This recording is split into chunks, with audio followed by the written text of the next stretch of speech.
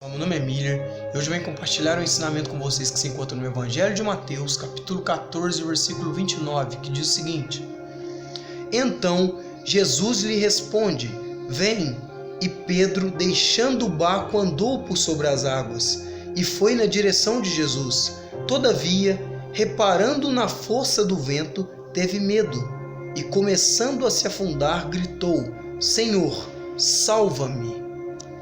Ou seja, o Senhor nos ensina aqui que quando surge a adversidade, nós precisamos manter os nossos olhos voltados para Ele. Se a gente parar para entender, durante o período que Pedro estava olhando para Jesus, ele caminhou sobre as águas em direção a Jesus. Mas quando ele começa a reparar na força do vento, ou seja, quando ele começa a olhar para as adversidades, ele começa a se afundar. Não é diferente na nossa vida nos dias de hoje. Se nós olharmos para a situação atual, se for uma situação difícil pela qual estamos vivendo, se nós começarmos a olhar para ela, iremos nos afundar. E nesse versículo, se a gente olhar nos versículos anteriores, nos ensina sobre dois padrões de pessoas. O primeiro padrão são os discípulos que estavam junto com Pedro. Ou seja, eles estavam acomodados naquela situação. Por mais que estavam chovendo, estava o vento forte, eles não saíram do barco, eles enxergaram Jesus, até a princípio pensaram que era um fantasma, porque muitas das vezes quando surgem adversidades na nossa vida, nós não conseguimos enxergar Deus nessa situação. Foi assim que aconteceu com os discípulos.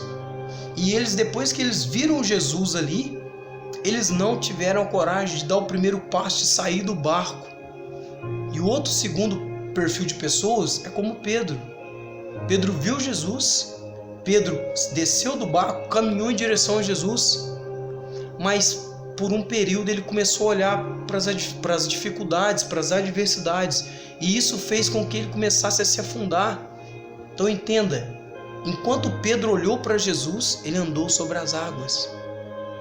Então se você quiser superar essa adversidade que você está passando, eu não sei qual seja ela, entenda, se você olhar para a adversidade, você irá se afundar. Ela se tornará cada vez maior. Existe uma frase que diz: tudo que eu focalizo se expande.